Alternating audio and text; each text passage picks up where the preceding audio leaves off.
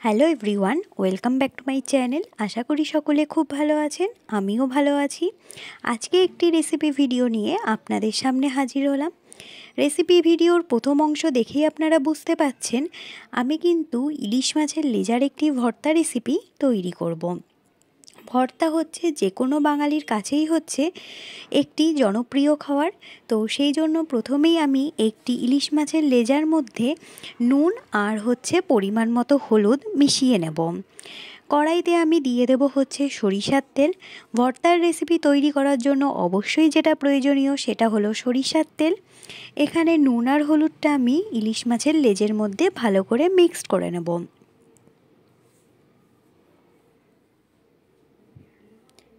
এদিকে আমি কড়াইতে তেল গরম হতে দিয়েছি।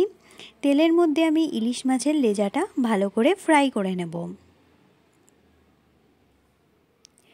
গরম ভাতে ভর্তা রেসিপি হলে কিন্তু আর অন্য কোনো রেসিপি কিন্তু লাগে না, বেশ অনেকটা ভাতই আমাদের খাওয়া হয়ে যায়।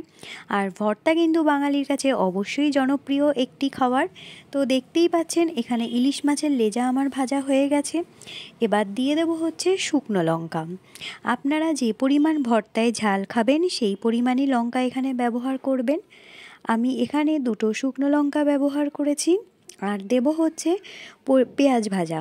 তো এখানে আমি পেঁয়াজটা ফ্রাই করে নিয়েছি, চাইলে আপনারা এখানে কাঁচা পেঁয়াজও ব্যবহার করতে পারেন।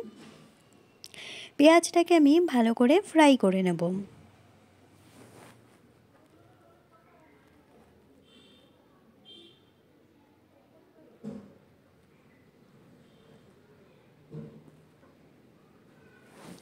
এই পর্যন্ত যারা আমার রেসিপিটি দেখছেন কিন্তু একটি লাইক করতে ভুলে গেছেন, প্লিজ একটি লাইক করে ভিডিওটি কন্টিনিউ করবেন। আপনাদের একটি লাইক কিন্তু আমার কাছে অনেক গুরুত্বপূর্ণ। এই পর্যায়ে আমি যে শুকনো লঙ্কাটা ভেজে রেখেছি সেটা হাতের সাহায্যে একটু গুঁড়ো করে নিচ্ছি। তো এই পর্যায়ে দেখতে পাচ্ছেন আমি শিলনোড়ার মধ্যে আমি ইলিশ মাছের যে লেজাটা ভেজে রেখেছি ওটাকে একটু নোড়া দিয়ে থেতো করে নিয়ে আমি এবার ইলিশ মাছের লেজার যে কাঁটাগুলো আছে সেটা কিন্তু খুব ভালো করে বেছে নেব।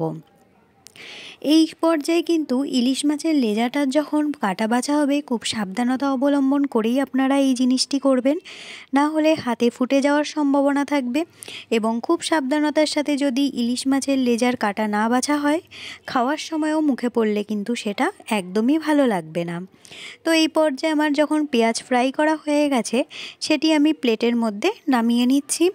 আর একদিকে আমি ইলিশ মাছের লেজার যে কাটাটা সেটা আমি ভালো করে ছাড়িয়ে নিচ্ছি। এই পর্যায়ে দিয়ে দেব পরিমাণ মতো লবণ। যতটা এখানে লবণ লাগবে সেই পরিমাণ লবণ দিয়ে বেশ ভালো করে আমার উপকরণগুলোকে মিক্সড করে নিতে হবে। তেমন কিছুই নয়, এখানে আমি পেঁয়াজ ফ্রাই, শুকনো লঙ্কা, লবণ আর একটি ইলিশ মাছের লেজা, ব্যাস ভালো করে মিশিয়ে নিলেই সুস্বাদু ভর্তা আমার তৈরি হয়ে গেছে। তো আশা করি এই ভর্তাটা সকলের কাছেই ভালো লাগবে। তো যদি কখনো খেয়ে না থাকেন অবশ্যই একবার বাড়িতে ট্রাই করবেন, আশা করি সকলের খুব ভালো লাগবে।